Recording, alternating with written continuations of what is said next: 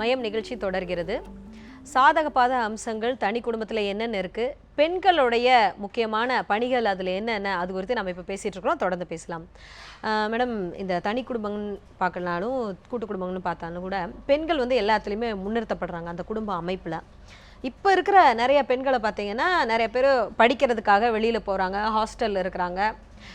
பல வருடங்கள் வந்து அந்த குடும்பங்கிற அமைப்போடைய தொடர்பு இல்லாமல் தான் அவங்க வாழ்கிற ஒரு சூழ்நிலையில் இருக்காங்க. படித்து முடிச்சுட்டு வேலைக்கு போகிறது ஒரு முன்னாடி மாதிரி இல்லாமல் மாறிடுச்சு லைஃபு. அப்படி இருக்கும்போது இத்தனை வருஷமாக அவங்களுக்கான சுதந்திரம், அவங்களே நிறைய விஷயங்களை முடிவெடுக்கிறது எல்லாத்தையும் சேர்ந்து இப்போ எப்படி அவங்க திடீர்னு ஒரு கூட்டு குடும்பத்தில் போய் வாழ முடியும்? அவங்களுக்கான ஒரு வெளியே வந்து அவங்க ஏற்படுத்தியிருப்பாங்க, கட்டமைச்சிருப்பாங்க. அதை திடீர்னு அவங்க அந்த சிஸ்டம்குள்ளே போய் வாழ்றது கொஞ்சம் சிரமமாக தான் இருக்கும். மோரோவர் இந்த ரெஸ்பான்சிபிலிட்டியாமே ஒரு பெண்கிட்ட இருந்தே எதிர்பார்க்கிற ஒரு இதுவும் இருக்குது. ஒரு ஆண் வந்துட்டு எப்படி நடந்துக்கிட்டாலும் அதை பற்றி பெரிய விஷயமா எடுத்துக்காட்டி கூட இந்த பெண் அப்படின்ற வந்து கண்டிப்பாக இது எல்லாத்தையும் ஏற்றுக்கணும் அப்படின்னு எக்ஸ்பெக்ட் பண்ணுறது சரியா? இல்லை, ஆக்சுவலி நம்ம ஒரு பெண் முன்னேற்றத்துக்கு இல்லை ஒரு ஈக்குவாலிட்டிக்கு வந்து பெண்ணை மட்டும் எம்பவர் பண்ணுறோன்னு நம்ம தப்பாக நினச்சிட்டு இருக்கோம். ஏன்னா இப்போது ஒரு வீட்டில் என்னோடய வீட்டில் ஒரு பெண் குழந்தை இருக்கா, அவளை நல்லா படிக்க வைக்கிறேன், அவளை இண்டிவிஜுவலிஸ்டிக்காக திங்க் பண்ணுறதுக்கு அலோவ் பண்ணுறேன், ஃப்ரீடம் கொடுக்குறேன், வெளியில் போய் படிக்கிறா, எல்லாம் பண்ணுறா. இன்னொரு இடத்துல அவள் கல்யாணம் பண்ண போகிற ஒரு ஆண் குழந்தை இருக்குது. அந்த குழந்தையோட மைண்ட் செட்டையும் அந்த ஆணையும் நம்ம எம்பவர் பண்ணோம். ஏன்னா இல்லைன்னா என்ன ஆகும்னா அந்த மைண்ட் செட் அப்படியே இருக்கும். இந்த மைண்ட் செட்டை மட்டும் மாறிட்டு இருந்ததுன்னா அவங்க ஒரு குடும்பமாக வாழும்போது அட்ஜஸ்ட்மெண்ட் பண்ணிக்கிறது ரொம்ப கஷ்டம். பிகாஸ் அந்த பையனோட மைண்டில் இன்னும் அவங்க அம்மா சொல்லி கொடுத்த இல்லை அவங்க வீட்டில் பார்த்த அந்த ஒரு பெண்ணை தான் அவன் எதிர்பார்ப்பான். அப்படி இருக்கிற அம்மாக்களுக்கு நீங்க என்ன சொல்ல விரும்புறீங்க? என்ன விஷயங்களை வந்து ஆண் பிள்ளைகளுக்கு அந்த அம்மாக்கள் சொல்லி கொடுக்கணும்? நம்ம விமன் எம்பவர்மெண்ட்னு சொல்லும்போது ஆண் குழந்தையும் பெண் குழந்தையும் அதுக்கு ப்ரிப்பேர்டா அந்த சேஞ்சுக்கு ஏற்ற மாதிரி வளர்க்குறது ரொம்ப முக்கியம். பெண்களை மட்டும் கான்சென்ட்ரேட் பண்ணினா பத்தாது சொல்றேன் நான். இன்னும் கொஞ்சம் தெளிவா ஒரு ஆண் பிள்ளையை வளர்க்குற ஒரு அம்மா, இந்த மாதிரி ஒரு கல்யாண வயசுல இருக்கிற ஒரு ஆண் பிள்ளை இருக்கிறாங்க ஒரு வீட்டுல, அப்படி இருக்கிற அம்மா என்ன விஷயத்த குறிப்பா அந்த பையனுக்கு சொல்லணும்? அம்மா மட்டும் இல்ல, அம்மாவும் அப்பாவும் அந்த வீட்டுல இருக்கிறது கல்ச்சர் ரொம்ப முக்கியம். அந்த வீட்டில் இருக்கிறது ஒவ்வொரு விஷயம் நம்ம நடக்கிறது, அப்பா அம்மாவை டீல் பண்ணுறது, அவங்களுக்குள்ள உள்ள இன்ட்ராக்ஷன்லேருந்து அவங்க ஆட்டிடியூட் எல்லாமே தெரியாமே அந்த பசங்களுக்கு பாஸ் ஆன் ஆகுது. அதாவது அந்த தன் கூட வாழ போற நபரை வந்து மதிக்கிறதுக்கு கற்றுக் கொடுக்கணும்னு சொல்றீங்க, ரெஸ்பெக்ட் பண்ணுறதுக்கு கற்றுக் கொடுக்கணும். அண்ட் அந்த காலத்துலலாம் ஒரு அரேஞ்ச்மெண்ட் இருந்தது. ஆண்கள் வந்து வெளியில் போய் சம்பாதிச்சுட்டு வருவாங்க, பெண்கள் வந்து வீட்டை மேனேஜ் பண்ணுவாங்கன்னு. ஆனால் அந்த காலத்தில் அந்த வீட்டை மேனேஜ் பண்ணுறது எவ்வளோ கஷ்டம், எவ்வளோ முக்கியம், பெண்கள் அந்த சாக்ரிஃபைஸ் பண்ணுறதுனால தான் ஆண்களால் இது பண்ண முடியறதுங்கிறது வந்து ரொம்ப நல்லாவே அவங்க புரிஞ்சுக்கிட்டு இருந்தாங்க, ரெஸ்பெக்ட் பண்ணாங்க விமனை. என்னோட பாட்டிக்கு வந்து 3rd ஸ்டாண்டர்ட் வரை தான் படிச்சுருந்தாங்க. என்னோட தாத்தா வந்து லீடிங் லாயர். பட் அவரோட கேசஸ் கூட எங்கள் பாட்டி கூட டிஸ்கஸ் பண்ணுவாங்க. பாட்டி சொன்னால் தாத்தா சொன்னால் கூட பயப்பட மாட்டாங்க, பாட்டி சொன்னால் பசங்க எல்லாருமே பயப்படுவாங்க. ஸோ அந்த அளவுக்கு விமனுக்கு ரெஸ்பெக்ட் இருந்தது. அந்த விமனோட ரோலை வந்து அண்டர் எஸ்டிமேட் பண்ணிட்டு இருக்கல.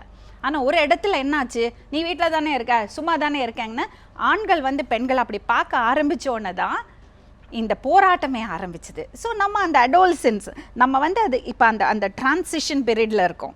இதில் நிறைய ப்ராப்ளம்ஸ் இருக்கும். ஆணும் பெண்ணும் அதை புரிஞ்சுக்கிட்டு இப்போ இப்போ ரைட்ஸ் பார்த்தீங்கன்னா பிறந்த உடனேயே பெண்களுக்கும் ஆண்களுக்கும் ஈக்குவல் ரைட்ஸ் தான். ஆண் எப்படி எஜுகேட் பண்ணுறோமோ அதே மாதிரி பெண்ணையும் எஜுகேட் பண்ணுறாங்க. எவ்வளோ சம்பாதிக்கிறாங்களோ அதே மாதிரி ஆப்பர்ச்சுனிட்டிஸும் அவங்களோட ஆப்ஷன்ஸும் ஓப்பனாக இருக்குது. அப்படி இருக்கும்போது நீ இந்த வேலை செய்யணும், நான் இந்த வேலை செய்யணும், பெண்ணோடு தான் இந்த ஹவுஸ் ஹோல்ட் ஃப்ரெண்டுங்க பிரித்து பார்க்கறது காலம் போச்சு. பொண்ணுக்கு ரசம் பண்ண கற்றுக் கொடுத்தீங்கன்னா பையனுக்கு அது கற்றுக் கொடுக்கணும். இட் இஸ் நாட் பிகாஸ் பெண்கள் தான் வீட்டில் பார்க்க போகிறாங்க, ஆண்கள் வந்து வேலைக்கு போய் சம்பாதிச்சு வீட்டுக்கு காசு கொண்டு வர போகிறாங்கங்கிற காலம் போச்சு. அதை விட்டுட்டு நம்ம பெண்களை மட்டும் கான்சன்ட்ரேட் பண்ணிட்டு இருந்தோம்னா எங்கேயோ மைண்ட் செட் மாறிட்டு இருக்கும், ஒரு இடத்துல மீட் பண்ணாம பேரலாவே போயிட்டு இருக்கும். அதாவது ஆண்களுக்கும் அந்த பொறுப்புணர்வு வந்து வலியுறுத்தணும் அவங்க பெற்றோர்கள். அந்த பெண்களுக்கு தான் இந்த ஹவுஸ் ஹோல்ட் ரெஸ்பான்சிபிலிட்டிங்கிறது அந்த ஒரு மைண்ட் செட்டை உடைக்கணும். ஈக்குவல் பிளாட்ஃபார்ம்ஸ், நீயும் நானும் ஷேர் பண்ணுவோம், நீயும் நானும் சம்பாதிப்போம், 2 பேரும் கான்ட்ரிபியூட் பண்ணுவோம். ஆனால் ஒரு சில விஷயங்கள் பெண்கள் மட்டும்தான் செய்ய முடியும். அது பை நேச்சர். ஒரு சில விஷயங்கள் ஆண்கள் மட்டும்தான் பண்ண முடியாது, by nature. So we are not trying to ஆண்களோட ஷூக்குள்ளே போய் நான் ஆனா வாழறேனோ, இது போட்டி கிடையாது. இது ஒன்றா வாழ்ந்து அக்கமடேட் பண்ணி ஈச் அதரை ரெஸ்பெக்ட் பண்ணி அவங்க யுனிக்னஸும் ஸ்ட்ரெங்ஸும் வீக்னஸஸும் புரிஞ்சுக்கிட்டு நம்மளே நமக்கு ஒரு ஃபார்முலா டெவலப் பண்ணிக்கணும். கண்டிப்பா யூ cannot generalize. இன்னும் ஒரு நேயர் நம்மளோட இணைஞ்சிருக்காங்க, இன்னும் நிறைய கருத்துக்களை பகிர்ந்து கொள்ளலாம். வணக்கம், சொல்லுங்க. வணக்கம் மேடம், நான் பாரதி இளங்கோவன், சொல்லுங்க. மதுரையில இருந்து. மேடம், லட்சுமி ராமகிருஷ்ணன் அவர்களுக்கு ஒரு வணக்கம். வணக்கம். பல சமூக சேவையில் ஈடுபட்டு வர்றீங்க. முதல்ல நியூஸ் 7க்கு வாழ்த்துக்கள். இப்படிப்பட்ட தலைப்பு வந்து பெரும்பாலான சேனல்கள் எடுக்கிறது இல்லை. ஏன்னா மேடம் வந்து அருமையான விளக்கம் சொன்னாங்க. ஆனா நீங்க கிராம பகுதியில், மதுரை புறநகர் பகுதியில் நான் இருக்கேன், சமூக ஆர்வலரான. ஆனா இது ஒரு ஆய்வு எடுத்துக்கிட்டீங்கன்னா எக்கனாமிக்கல் ரிலேஷன்ஷிப், பொருளாதார உறவுகள் தான் இங்க இருக்கு. தாய் தகப்பனும் ஒரு சர்டன் ஸ்டேஜுக்கு மேல வந்து இங்க தேவையில்லை.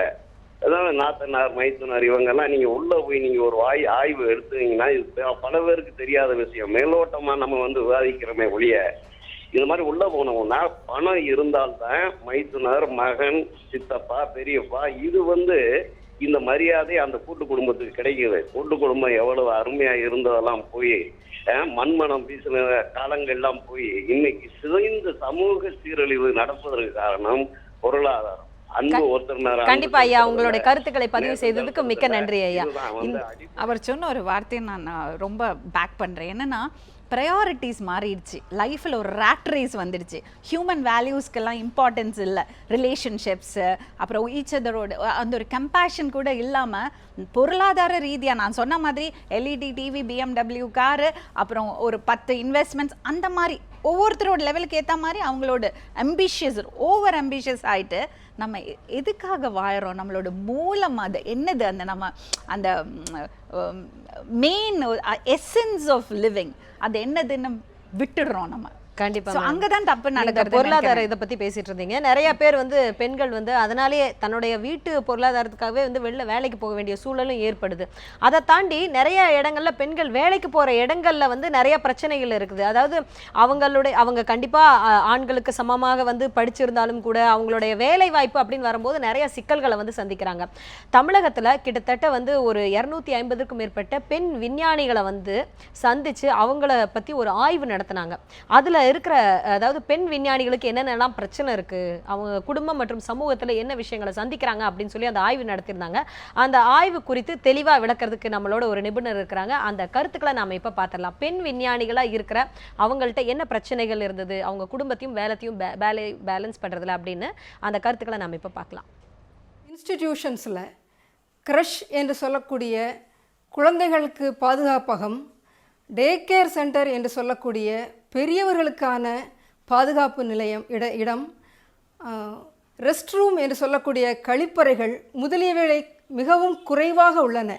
இவை பெண்களுக்கு பெரும் பிரச்சனையாக உள்ளன. இரண்டாவது, அரசாங்கத்தினுடைய பாலிசி, கணவனும் மனைவியும் ஒரே இடத்தில் பணிபுரியக்கூடாது என்ற விதி இருப்பதால் நிறைய பெண் விஞ்ஞானிகள் குடும்பத்தை விட்டு 2500 கிலோமீட்டர் வரை பணிபுரிந்து குடும்பத்தை பிரிந்து சிரமப்படுகிறார்கள். இதனால் அவர்கள் தங்களுக்கு வரவேண்டிய நியாயமான ப்ரமோஷன், மேலும் மிகவும் ப்ரெஸ்டீஜியஸான ப்ராஜெக்ட்ஸை கூட அவங்களால எடுத்து செய்ய முடியாத ஒரு சூழ்நிலை உண்டாகிறது. அந்த பெண் விஞ்ஞானிகள் தங்களுடைய டேலண்ட்டை முழுமையாக பயன்படுத்தி கொள்ள முடியாத ஒரு சூழ்நிலை அமைந்து விடுகிறது. இவங்க இந்த கருத்துக்களை சொல்லியிருந்தாங்க. அதாவது கிட்டத்தட்ட 250க்கும் மேற்பட்ட பெண் விஞ்ஞானிகளை வந்து சந்திச்சு இந்த ஆய்வு நடத்தியிருக்காங்க. அவங்க எல்லாருமே என்ன சொல்றாங்கன்னா, அவங்களோட வேலை செய்யற இடத்துல ஒரு க்ரஷ் கூட இல்லை அப்படின்றாங்க. இதெல்லாம் இந்த மாதிரி வசதிகள் இல்லாத ஒரு சமயத்துல அவங்க குடும்பத்தில் இருக்கிற பொறுப்பையும் அவங்க பார்த்துக்க வேண்டியது இருக்குது. வேலை செய்யற இடத்துலையும் எப்படி அவங்க ஈக்குவலா அவங்க வேலை செய்ய முடியும்? அதுதான் நம்ம இப்போ அந்த டிரான்சிஷன் பீரியட்ல இருக்கோம். ஒரு காலத்தில் அந்த அந்த அந்த ஒரு ஆர்கனைசேஷனில் மேபி ஆண்கள் மட்டும்தான் இருந்திருப்பாங்க. அப்போ அவங்க ஒரு க்ரஷ் தேவைப்பட்டிருக்காது. பட் இப்போ வந்து நிறைய பெண்கள், மேபி 50% அண்ட் அபவ் பெண்கள் இருக்காங்க. ஸோ அதுக்கு ஏற்ற மாதிரியான சேஞ்சஸ் நம்ம கொண்டு வரணும். கண்டிப்பாக இந்த அரசாங்கத்தினோட விஷயங்களில் பார்க்கும்போது நிறைய இப்போ இவங்க கூட சொல்லியிருந்தாங்க, எப்படி வந்து வேலை செய்கிற இடத்துல ஒரு கணவன் மனைவியும் ஒரே அலுவலகத்தில் வந்து வேலை செய்யக்கூடாது அப்படின்ற ரூல்ஸ் எல்லாம் இருக்குது அப்படின்றாங்க. இன்னும் கொஞ்சம் டீப்பாக நம்ம போய் பார்க்கும்போது இந்த குழந்தை பேறு காலங்கள் மாநிலங்கள்ல பாத்தீங்கன்னா நிறைய பெண்களுக்கு வந்து விடுமுறை கொடுக்குறாங்க. அது குழந்தைய பாத்துக்க வேண்டிய ஒரு பொறுப்பு அப்படின்றது ஆண்களுக்கும் இருக்கு. அப்படி பார்க்கும்போது இந்த பெட்டர்னிட்டி லீவ் அப்படின்னு சொல்லக்கூடிய அந்த லீவ், அந்த விடுமுறை வந்து ஆண்களுக்கு கொடுக்கறதே ரொம்ப குறைவான நாட்களை தான் கொடுக்குது. இது மீண்டும் பெண் தான் வந்து குழந்தையை வளர்க்கணுங்கிற ஒரு கான்செப்டை வந்து இன்னும் வலியுறுத்துற மாதிரி இருக்கு அப்படின்னு சொல்றாங்க. கரெக்ட். இதெல்லாம் மைன்யூட் பாயிண்ட்ஸ், இதெல்லாம் வந்து கொஞ்சம் கொஞ்சமா மாறிட்டு தான் வரும். இப்படி நம்ம இதை பத்தி விவாதிக்கும் போது, அதை பத்தி தெரிய வரும்போது மேபி அந்த சேஞ்சஸ் நடக்கும். ஆனா அதுக்கு மிக அவசியம் நம்மளுக்கு இருக்கிறது ப்ராப்ளம்ஸை நம்ம ஓப்பனா பேசுறது ரொம்ப முக்கியம்.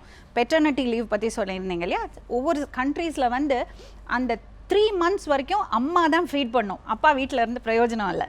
ஸோ அந்த ஃபீடிங் டைம் வரைக்கும் கம்பல்சரியாக அம்மா லீவ் எடுத்துட்டு அதுக்கப்புறம் ஒரு 5 months 6 months அந்த mother will go to work. அவங்க வேலைக்கு போவாங்க, ஃபாதர் வந்து வீட்டில் இருந்து குழந்தைய பார்த்துப்பாரு. அது எவ்வளோ பியூட்டிஃபுல்லான ஒரு ஒரு ஒரு அனுபவம். அந்த அந்த அந்த அப்பாக்கும் அது ஒரு அனுபவம், அண்ட் அந்த குடும்பத்துக்கும் எவ்வளோ ஒரு நல்ல விஷயம் அது. ஸோ மெட்டர்னிட்டி லீவ் எவ்வளோ இம்பார்ட்டண்ட்டோ, paternity leave is also equally important, you know, for the family. அது ஒரு விஷயம். அப்புறம் இந்த க்ரஷஸ், டே கேர் சென்டர்ஸ் சொன்னாங்க, அது மாதிரி டைமிங்ஸ். we know நைட்டு 12 மணிக்கு ஒரு பெண் நடந்து போனால் சேஃபாக இருக்குங்கிறது வந்து நம்ம ஆசை, பட் அது உண்மையா? ஸோ அப்போ லேடிஸ், ஒரு கேர்ள்ஸ் இல்லை லேடிஸ் வந்து ஒரு ஆர்கனைசேஷனில் இருக்காங்கன்னா அவங்களுக்கு ஏற்ற மாதிரியான சில பாலிசி டிசிஷன்ஸ், அவங்களுக்கு ஏற்ற மாதிரி சில வசதிகள் பண்ணினாங்கன்னா இன்னும் பெண்களோட பங்களிப்பு நல்லா இருக்கும். அது அவங்களுக்கு மட்டும் இல்லை, இந்த நாட்டுக்கும் வீட்டுக்கும் எல்லாத்துக்குமே அது ஒரு பெரிய ஒரு ப்ளஸ்ஸாக இருக்கும். So every organization, every corporate house, even the system, the government system should look at it. இதெல்லாம் மாறதுக்கு முன்பா நம்ம குடும்பத்திலயும் அந்த எண்ணம் கண்டிப்பா வரணும் இல்லையா?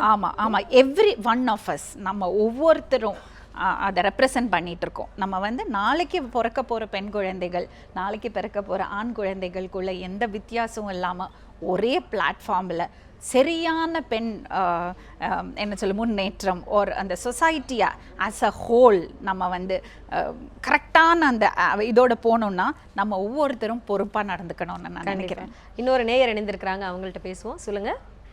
நான் சுபத்தி மயிலாப்பூர்லேருந்து பேசுறேன். சொல்லுங்க. ஆக்சுவலா பாத்தீங்கன்னா ஜென்ரேஷன் ஆஃப்டர் ஜென்ரேஷன் ஒவ்வொரு ஜென்ரேஷனும் குறைஞ்சு வந்துருக்கும்னு சொல்லலாம். எங்க அம்மாவுக்கு பாத்தீங்கன்னா அத்தை பாட்டி மாமா தாத்தா எல்லாம் கூட இருந்து அவங்க கண் ஆபரேஷனுக்கு நான் பண்ணேன்ற காலம் போய், தாத்தா பாட்டி இருந்த காலம் எங்க காலம் போய், அடுத்த இதுக்கு அம்மா அப்பா மட்டும் இருக்க காலம் வந்துட்டு நீங்க அடுத்த எங்க டாட்டர் ஜென்ரேஷன்ல போனீங்கன்னா அவங்க ஹஸ்பண்ட் அண்ட் ஒய்ஃபே பிரிஞ்சு வாழற நிலையில இருக்கு. ஸோ நியூக்ளியர் ஃபேமிலியை போய் ஹஸ்பண்ட் அண்ட் ஒய்ஃபே தனியா இருக்க இதுல இந்த ஜென்ரேஷன் தான் ரொம்ப அஃபெக்டட் ஜென்ரேஷன் நினைக்கிறேன். இதுக்கு ஒரு சின்ன எக்ஸாம்பிள் பாத்தீங்கன்னா, ஒரு அப்பாவுக்கு வராரு 1000 rupees நான் போனா வரும்பா 1 hour. அது ரொம்ப கெஞ்சறது குழந்தை என்னோட இரு அப்படின்னு. இல்லப்பா 1 hour போனா எனக்கு 1000 rupees கிடைக்கும்னு. அந்த குழந்தை சொல்றது, அப்பா என் பாக்கெட்ல நான் 500 ரூபாய் தரேன், என்னோட ஒரு 1/2 hour ஸ்பெண்ட் பண்ணுங்கப்பா அப்படின்னு. ஸோ சைக்கலாஜிக்கல் ஃபேக்டரியை நெக்லெக்ட் பண்ணிட்டு பொருளாதார இதை நோக்கியே ஓடுறமே, அதுல நிம்மதி வாங்க முடியுமான்னு இந்த ஜனங்க கொஞ்சமா நினைச்சு பார்க்கணும்ன்றதா என்னுடைய ஒரே ஒரு தாழ்மையான கருத்து. ரொம்ப ரொம்ப நன்றிமா, ரொம்ப சிறப்பான ஒரு கருத்து அவங்க முன்வைச்சாங்க. See, that's what, you know, material ப்ளஷர்ஸ்க்கு மட்டும்தான் நம்ம இம்பார்ட்டன்ஸ் கொடுக்குறோம். ஒரு ராட் ரேஸில் இருக்கும், நம்மளோட ஓவர் அம்பிஷியஸாக இருக்கும். அதனால நம்ம real values, essence of humanity, அந்த ஒரு கம்பேஷன், அந்த love, being together, sense of belonging, அதுக்கெல்லாம் ப்ரையாரிட்டியும் இல்லை. அந்த ரியல் வேல்யூஸை பசங்க ரியலைஸ் பண்ணுறதுக்கான ஆப்பர்ச்சுனிட்டி கூட நம்ம அவங்களுக்கு கொடுக்கறதில்ல. ஸோ பெற்றவங்க தான் அது கேர்ஃபுல்லாக இருக்கணும்னு நான் நினைக்கிறேன். கண்டிப்பாக மேடம், இன்னும் நிறைய விஷயங்களை நம்ம தெரிஞ்சுக்கலாம். ஒரு சின்ன பிரேக் எடுத்துக்கலாம். அதாவது நேயர்களும் நிறைய பேர் இதுக்கான ரெஸ்பான்சஸ் கொடுத்துக்கிட்டே இருக்கிறாங்க. தனி குடும்பமாக வாழ்கிறது சரியாக இருந்தால் கூட நம்மளுக்கு சாதகமாக தெரிஞ்சாலும் அதில் இருக்கிற முக்கியமான விஷயங்கள் எல்லாத்துக்கும் மதிப்பு கொடுக்கணும் அப்படின்றத நம்ம புரிஞ்சுக்கணும் அப்படின்னு சொல்லிக்கிட்டு இருக்கிறாங்க. எல்லாரும் அவங்கவுங்களோட அனுபவங்களையும் பகிர்ந்துக்கிட்டு இருக்கிறாங்க. ஒரு சின்ன பிரேக் எடுத்துக்கலாம். மையம் நிகழ்ச்சியில் ஒரு சிறிய விளம்பர இடைவேளை. கோவம் வந்துச்சுன்னா, எக்ஸ்ட்ரீமாக கோவம் வந்துச்சுன்னா அப்படியே கழுத்தை பிடிச்சிட்டு அப்படி நேராக செவுத்துக்கு எடுத்துகிட்டு போவார்.